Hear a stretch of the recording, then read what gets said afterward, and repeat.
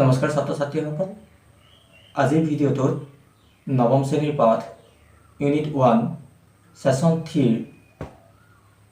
Store based retail and non store based retail সম্পৰ্কে কিছু কথা আলোচনা কৰিবলৈ লৈছোঁ। আশা ৰাখিছোঁ ভিডিঅ'টোৰ জৰিয়তে তোমালোকে কিছু হ'লেও উপকৃত হ'ব পাৰিবা। আৰু যিসকল ছাত্ৰ ছাত্ৰীয়ে তোমালোকে মোৰ চেনেলটো ছাবস্ক্ৰাইব কৰি ৰাখিছা তেওঁলোকক ধন্যবাদ জনাইছোঁ। আৰু যিসকলে প্ৰথমবাৰৰ কাৰণে মোৰ এই চেনেলটোত আহিছা তেওঁলোকে চেনেলটো ছাবস্ক্ৰাইব কৰি ল'বা। যিহেতু আমাৰ ৰিটেইল ছাবজেক্টত ভিডিঅ'ৰ সংখ্যা খুবেই কম, তোমালোকে চেনেলটো ছাবস্ক্ৰাইব কৰি ল'বা যাতে এই ধৰণৰ যি নটিফিকেশ্যন এই নটিফিকেশ্যনসমূহ সময়মতে পাই থাকা। গম পাইছোঁ বা আমি জানো যে ৰিটেইল ব্যৱসায় হৈছে এনেকুৱা এটা ব্যৱসায় য'ত নেকি গ্ৰাহক বা উপভোক্তাক পোনপটীয়াকৈ সামগ্ৰী যোগান ধৰা হয়। সৰু সৰু ভাগত সামগ্ৰীসমূহ ভাগ কৰি গ্ৰাহকক পোনপটীয়াকৈ যোগান ধৰাৰ যি ব্যৱস্থা এই হৈছে খুচুৰা ব্যৱসায় বা ৰিটেইল, য'ত সামগ্ৰী শেষ উপভোগৰ বাবেহে বিক্ৰী কৰা হয়, ইয়াক পুনৰ বিক্ৰীৰ বাবে ব্যৱহাৰ কৰা নহয়। এতিয়া মূলতঃ যি খুচুৰা ব্যৱসায়ক মূলতঃ দুটা ভাগত ভাগ কৰিব পাৰি, store based retail and non store retailing. ঘৰ থকা বিপণী আৰু ঘৰ নথকা বিপণী। কিছুমান ব্যৱসায় আছে যিবিলাকে নিজা প্ৰতিষ্ঠানৰ জৰিয়তে সামগ্ৰী গ্ৰাহকক উলিয়াই দিয়ে, আৰু কিছুমান এনে ব্যৱসায় আছে যিবিলাকৰ কোনো ধৰণৰ ঘৰ নাথাকে অথচ তেওঁলোকে ব্যৱসায় চলাই লৈ যায়। আৰু তেনেধৰণৰ যি ঘৰ নথকা বিপণী, আমি তেনেকুৱা ধৰণৰ ব্যৱসায়বিলাককে আমি নন ষ্ট'ৰ বা ঘৰ নথকা বিপণী বুলি কওঁ। এতিয়া ষ্ট'ৰ বেছড ৰিটেইল বা ঘৰ থকা বিপণীৰ ক্ষেত্ৰত আকৌ যদি আমি মন কৰোঁ তেতিয়া আমি দেখিম যে on the basis of ownership, মালিকী স্বত্ব অনুসৰি কিছুমান ভাগত ভাগ কৰিব পাৰি। যেনে ইণ্ডিপেণ্ডেণ্ট ৰিটেইলাৰৰ কথা আমি ক'ব পাৰোঁ, একেদৰে চেইন ৰিটেইলাৰ বা কোঅপাৰেট ৰিটেইল চেইনৰ কথা আমি ক'ব পাৰোঁ, ফ্ৰেঞ্চাইজিং বিজনেছৰ কথা ক'ব পাৰোঁ, কনজিউমাৰ কোঅপাৰেটিভছবিলাকৰ কথা ক'ব পাৰোঁ। এই সকলোবিলাক আমাৰ যি ঘৰ থকা বিপণী, ঘৰ থকাৰ বিপণীৰ ভিতৰৰ বিষয়। একেদৰে বেছড অন মাৰ্চেণ্টাইজ অফাৰ্ড, কেনেধৰণে তেওঁলোকে সামগ্ৰী উলিয়াই দিছে তাৰ ওপৰত ভিত্তি কৰি যদি আমি চাওঁ তেতিয়াও আমি দেখিম যে কনভিনিয়েঞ্চ ষ্ট'ৰৰ কথা আমি ক'ব পাৰোঁ, ছুপাৰ মাৰ্কেটৰ কথা ক'ব পাৰোঁ, স্পেচিয়েলিটি ষ্ট'ৰৰ কথা ক'ব পাৰোঁ, ডিপাৰ্টমেণ্টেল ষ্ট'ৰৰ কথা ক'ব পাৰোঁ, কেটেলগ শ্ব'ৰুমৰ কথা ক'ব পাৰোঁ। এনেধৰণেৰে আমি যি ঘৰ থকা বিপণী, এই ঘৰ থকা বিপণীবিলাকক আমি ভাগ কৰি ল'ব পাৰোঁ। একেদৰে যদি আমি চাওঁ যি আমাৰ ঘৰ নথকা বিপণীবিলাকৰ ক্ষেত্ৰত যদি আমি মন কৰোঁ তেতিয়া আমি দেখিম আমাৰ কিছুমান মেইল অৰ্ডাৰ ৰিটেইলিঙৰ কথা ক'ব পাৰোঁ। মেইলৰ জৰিয়তে যিবিলাক খুচুৰা ব্যৱসায় চলি থাকে তেনেধৰণৰ ব্যৱসায়ক আমি মেইল অৰ্ডাৰ ৰিটেইলিং বুলি ক'ব পাৰোঁ, আমি আলোচনা কৰিম। একেদৰে টেলিভিছন শ্বপিঙৰ কথা ক'ব পাৰোঁ, ঠিক শ্বপিং, টেলিমাৰ্কেটিং এনেধৰণেৰে আমি ভাগ কৰি ল'ব পাৰোঁ। এতিয়া আমাৰ যি ঘৰ থকা বিপণী তাৰে আমাৰ যদি বেছড অফ যি অনাৰশ্বিপৰ কথা কৈছোঁ, মালিকী স্বত্ব অনুসৰি তাৰ যদি আমি প্ৰথম চাওঁ তেতিয়া আমি ইণ্ডিপেণ্ডেণ্ট ৰিটেইলাৰৰ কথা পাওঁ। আৰু ইণ্ডিপেণ্ডেণ্ট ৰিটেইলাৰ হৈছে সেইসকল যিসকলে খুব স্বাধীনচিতীয়াভাৱে ব্যৱসায় চলাই নিয়ে, নিজেই মালিক, ব্যৱসায়ৰ মালিক, আৰু তেওঁ নিজেই ব্যৱসায়টো আগুৱাই লৈ যায়। তেনেধৰণৰ যি ব্যৱসায় তাকে আমি ইণ্ডিপেণ্ডেণ্ট ৰিটেইলাৰ বুলি ক'ব পাৰোঁ। তাত তেওঁ পৰিয়ালৰ সদস্যসকলক জড়িত কৰিব পাৰে, বা তেওঁ অকলে ব্যৱসায় চলাই নিব পাৰে, বা তেওঁ ভাল লগা মানুহবিলাকক তাৰ লগত ব্যৱসায়ৰ লগত জড়িত কৰি লোৱাৰ এক ব্যৱস্থা কৰি ল'ব পাৰে। মুঠৰ ওপৰত ব্যৱসায় চলোৱাৰ যি সম্পূৰ্ণ দায়িত্ব এজন ব্যক্তিৰ ওপৰত নিহিত হৈ থাকে, তেনেধৰণৰ যি ব্যৱসায় প্ৰতিষ্ঠান বা ব্যৱসায় তাকে আমি ইণ্ডিপেণ্ডেণ্ট ৰিটেইলাৰ বুলি কওঁ। একেদৰে আমি যদি চেইন ৰিটেইলাৰৰ কথা মন কৰোঁ তেতিয়া আমি চেইন ৰিটেইলাৰৰ ক্ষেত্ৰত 2 or more retail outlet under one a common ownership, means দুটাতকৈ বেছি বা তাতোতকৈ বেছি কেইবাটাও প্ৰতিষ্ঠান একলগ হৈ থাকে আৰু তেওঁলোকে ব্যৱসায়টো চলাই নিয়ে। মালিক এজন, কিন্তু তেওঁলোকৰ ব্যৱসায়ৰ যি সংখ্যা এই ব্যৱসায়ৰ সংখ্যাবিলাক যথেষ্ট পৰিমাণে বেছি হোৱা দেখিবলৈ পোৱা যায়। আৰু যিহেতু মিনছ কেইবাটাও ব্ৰাঞ্চত হয়তো তেওঁলোকে কাম কৰি থাকে, এনেধৰণৰ যি ব্যৱসায় তাক আমি চেইন ৰিটেইলাৰ বুলি কওঁ। ফ্ৰেঞ্চাইজি বিজনেছ হৈছে it's a contractual agreement between original company আৰু যি ফ্ৰেঞ্চাইজি লয় তেওঁৰ মাজত এটা কণ্ট্ৰেক্ট হয়, যাৰ জৰিয়তে নেকি অৰিজিনেল কোম্পানীটোৰ নামত সম্পূৰ্ণ ব্যৱসায় কৰিবলৈ এটা অনুজ্ঞাপত্ৰ লাভ কৰে, যাৰ জৰিয়তে তেওঁলোকে অৰিজিন কোম্পানীটোৰ হৈ তেওঁলোকে ব্যৱসায় কৰিব। তেওঁলোকৰ যি প্ৰডাক্ট আছে সেই একেধৰণৰ প্ৰডাক্ট তেওঁলোকে বিক্ৰী কৰিব, কিন্তু তেওঁলোকৰ নামত বিক্ৰী কৰিব, তেওঁলোকৰ ব্ৰেণ্ড ইউজ কৰিব, সকলোখিনি কৰিব। তাৰ কাৰণে তেওঁলোকে এটা অনুজ্ঞাপত্ৰ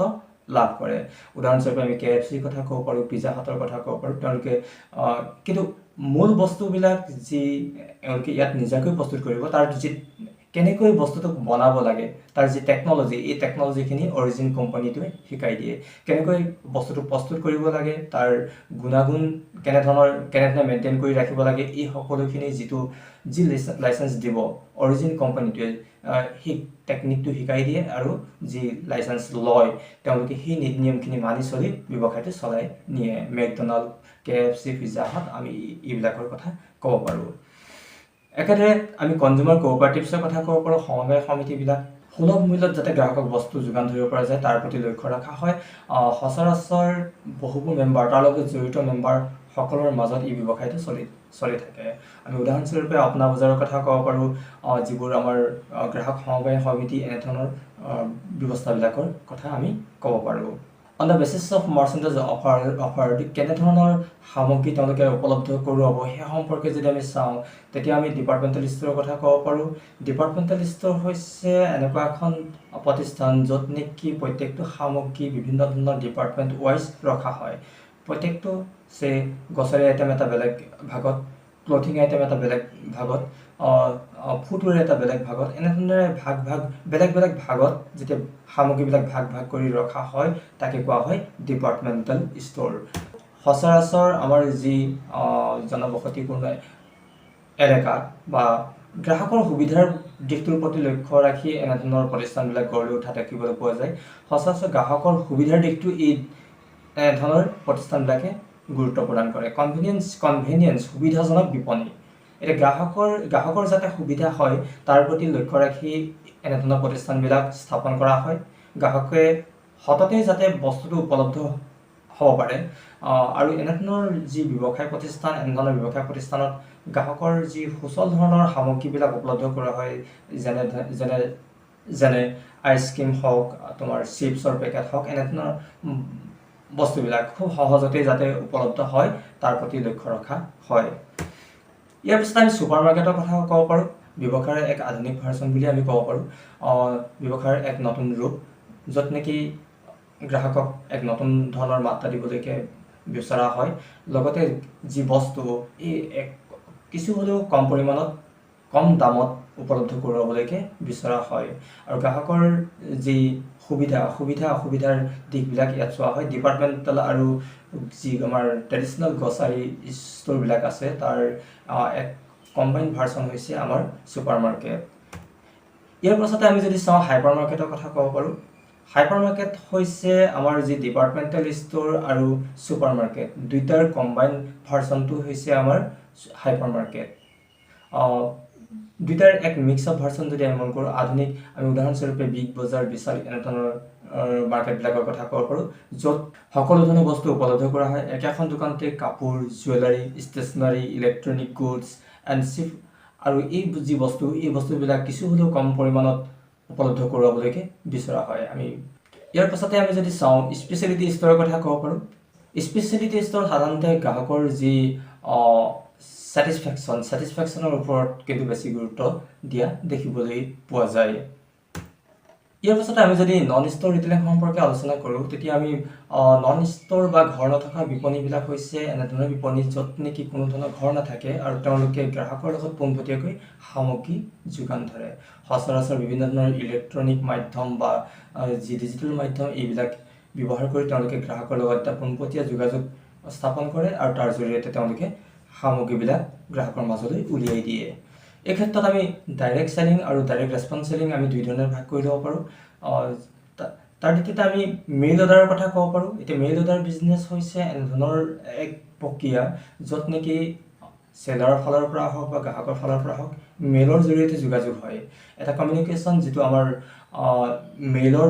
যোগেদি কমিউনিকেশ্যন হয় আৰু তাৰ পাছত তেওঁলোকে মেইলৰ যি অৰ্ডাৰ সেই মেইলৰ অৰ্ডাৰ অনুসৰি সামগ্ৰীবিলাক যোগান ধৰে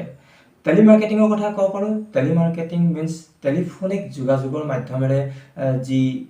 ব্যৱসায় প্ৰক্ৰিয়া সম্পন্ন হয় তাক আমি টেলিমাৰ্কেটিং বুলি ক'ব পাৰোঁ এটা টেলিফোনিক যোগাযোগ হয় টেলিফোনিক যোগাযোগৰ পাছত সম্পূৰ্ণ গ্ৰাহকৰ যি এড্ৰেছ পাতি লোৱাৰ পাছত সম্পূৰ্ণ যি বস্তু যোগান ধৰাৰ প্ৰক্ৰিয়া তাকে আমি টেলিমাৰ্কেটিং বুলি কওঁ।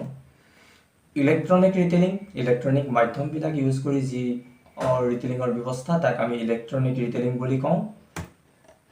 ঠিক এনেধৰণেৰে আমাৰ যি নন ষ্ট'ৰ ৰিটেইলিং এই এনেধৰণৰ ব্যৱসায়বিলাক পৰিচালিত হোৱা দেখিবলৈ পোৱা যায়। ব্যৱসায় মূলতঃ এই ধৰণেই দুই প্ৰকাৰ ভাগ কৰা হৈছে যে ঘৰত থকা বিপণী আৰু ঘৰ নথকা বিপণী। ঘৰত থকা বিপণীৰ ক্ষেত্ৰত আমি কিছু ভাগ দেখিবলৈ পাওঁ যে অনাৰশ্বিপ অনুসৰি কিছু ভাগত ভাগ কৰা হৈছে আৰু ঠিক একেদৰে যি মাৰ্চেণ্টাইজ অফাৰ, বস্তু কেনেধৰণে তেওঁলোকে উপস্থাপন কৰিছে বা বস্তু কেনেধৰণে উপলব্ধ কৰোৱা হৈছে তাৰ ওপৰত ভাগ কৰি কিছু ভাগত বিভক্ত কৰা হৈছে। আকৌ ঠিক একেধৰণে ঘৰ নথকা বিপণীৰ ক্ষেত্ৰত আমাৰ যি মেইল অৰ্ডাৰ হওক, টেলিফোনিক হওক, ইলেক্ট্ৰনিক বা ই ৰিটেইলিং হওক, এনেধৰণে আমি ভাগ কৰি ল'ব পাৰোঁ। সকলোকে ধন্যবাদ জনাইছোঁ। নমস্কাৰ।